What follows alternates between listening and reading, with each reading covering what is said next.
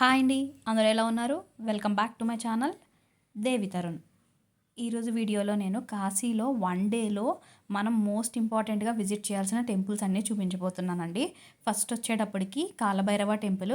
కంపల్సరీగా మీరు కాశీ వచ్చారు అంటే ఫస్ట్ కాలభైరవ టెంపుల్ దర్శనం చేసుకున్న తర్వాతే మిగతా టెంపుల్స్ అన్నిటిని దర్శనం చేసుకోవాలండి, కాశీ విశ్వనాథుడితో సహా. మీరు వన్ డేలో కాశీలో ఉన్న టెంపుల్స్ అన్నిటిని కవర్ చేసుకోవాలి అంటే కనుక కంపల్సరీగా 4 AM కైనా సరే మీరు అట్లీస్ట్ కాలభైరవ టెంపుల్ దగ్గరికి వచ్చేస్తే మీకు దర్శనం అనేది ఈజీగా అయిపోతుందండి.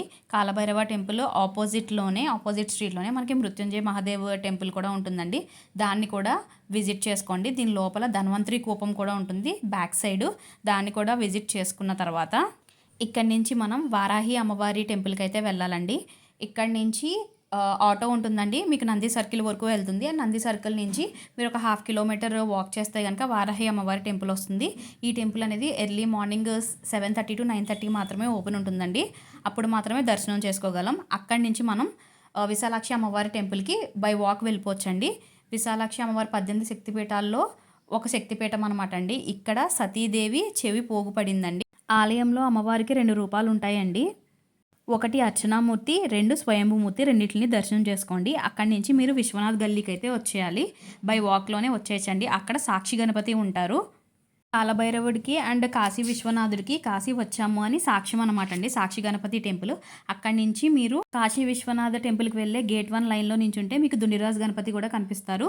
దుండిరాజ్ గణపతి టెంపుల్ని కూడా దర్శనం చేసుకున్న తర్వాత ఇప్పుడు మీరు ఒకవేళ ఇవన్నీ ప్లేసెస్ కవర్ చేసుకునే లోపు 12 అయిపోయింది అనుకోండి, మణికర్ణిక ఘాట్కి వెళ్ళిపోండి. మణికర్ణిక ఘాట్కి వెళ్ళిపోయి అక్కడ స్నానం చేసుకున్న తర్వాత విశ్వనాథుడి ఆలయాన్ని, అన్నపూర్ణదేవి ఆలయాన్ని దర్శనం చేసుకుంది. కానీ ఇంకా 12 అవ్వలేదు, మాకు టైం ఉంది అంటే కనుక అన్నపూర్ణదేవిని దర్శనం చేసుకున్న తర్వాత విశ్వనాథుని దర్శనం చేసుకుని అప్పుడు మణికర్ణిక ఘాట్కి వెళ్ళండి. అది మీ చాయిస్ ఎలా వెళ్తారు అనేది. ఇదైతే మణికర్ణిక ఘాట్ అండి. మణికర్ణిక ఘాట్లో దీన్నే చక్ర పుష్కరిణి అంటారు. గంగాదేవి భూమి మీదకి రాకముందే ఈ పుష్కరిణి ఉందటండి. ఈ పుష్కరిణిని విష్ణుమూర్తి స్వయంగా సుదర్శన చక్రంతోనే తవ్వారట. ఈ ప్రదేశంలోనే విష్ణుమూర్తి 1000 సంవత్సరాలు తపస్సు చేశారంటండి. ఆ తపస్సుకి మెచ్చి శివుడు పార్వతులు ప్రత్యక్షమయ్యి మీకు ఏం వారం కావాలో కోరుకోమంటే విష్ణుమూర్తి శివుడిని ఈ ప్రదేశంలోనే కొలువు తీరమని కోరాడటండి. ఆ సమయంలోనే శివుని యొక్క మణికుండలం ఈ ప్రదేశంలో పడింది. అందుకే ఈ ప్రదేశానికి మణికర్ణిక అని పిలుస్తారు. 1 సంవత్సరంలో 5 నుంచి 6 నెలలు మాత్రమే ఈ పుష్కరిణిలో నీళ్లు ఉంటాయంటండి. అండ్ ఇదే మనకి రత్నేశ్వర మహాదేవ్ టెంపుల్. ఇది సమ్మర్లో మాత్రమే ఈ టెంపుల్ మనకు చూడడానికి, లోపల దర్శనానికి అవైలబిలిటీ అనేది ఉంటుందండి. లేదు అంటే నార్మల్ టైంలో అయితే వాటర్ అనేది ఈ టెంపుల్ హాఫ్ వరకు ముంచేసి ఉంటుంది. మనకి లోపల ఉన్న శివలింగం కూడా కనిపించదు అనమాట. ఓన్లీ సమ్మర్ టైమ్స్లోనే మనకి ఈ పూర్తి ఆలయాన్ని మనం చూడగలము. ఇది కొంచెం ఒక సైడ్కి ఒరిగి ఉంటుందండి ఈ టెంపుల్ అనేది.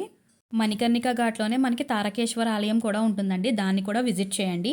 ఇవన్నీ విజిట్ చేసి స్నానం కంప్లీట్ చేసుకున్న తర్వాత ఇలా గేట్ 1కి వచ్చేయండి. గేట్ 1లో మనకి ఇక్కడ నుంచి ఎంట్రన్స్ అనేది ఉంటుంది. ఇక్కడ నుంచి మనం కాశీ విశ్వేశ్వరుని దర్శించుకోవచ్చు. కాశీ విశ్వనాథుడి దర్శనం అయిపోయిన తర్వాత నెక్స్ట్ అదే గేట్ నుంచి మనం బయటకు వచ్చేస్తే అక్కడే అన్నపూర్ణాదేవి ఆలయం కూడా ఉంటుందండి. మీకు అన్నపూర్ణాదేవి ఆలయంలో ఫుడ్ కూడా అవైలబుల్గా ఉంటుంది. అన్నపూర్ణాదేవి ఆలయం దర్శించుకున్న తర్వాత భోజనం కూడా అక్కడే చేసేయండి. ఫుడ్ అవి తినేసిన తర్వాత అరౌండ్ మీకు 4 ఆ టైం అవుతుందండి. ఆ టైంకి మీరు మళ్ళీ లలితా ఘాట్కి వచ్చేసి, లలితా ఘాట్ అంటే న్యూ కారిడార్ ఉంది కదండి గేట్ 1, అదే లలితా ఘాట్ అంటారు. ఆ లలితా ఘాట్కి వచ్చి అక్కడి నుంచి మీరు బోటింగ్ చేయొచ్చండి. బోటింగ్లో మనకి ఘాట్స్ ఉంటాయి కదండి వారణాసిలో, ఆ ఘాట్స్ అన్నీ చూపిస్తారనమాట. బోట్ మాట్లాడుకుని మీకు షేరింగ్ అయితే షేరింగ్ బోట్ మాట్లాడుకోండి, ప్రైవేట్ అంటే ప్రైవేట్ బోట్ మాట్లాడుకుని మీరు ఎలా మాట్లాడుకుంటారంటే అన్ని ఘాట్స్ చూపించి ప్లస్ హారతి, దశాశ్వమేధ ఘాట్లో హారతి కూడా చూపించేటట్టు మాట్లాడుకోండి.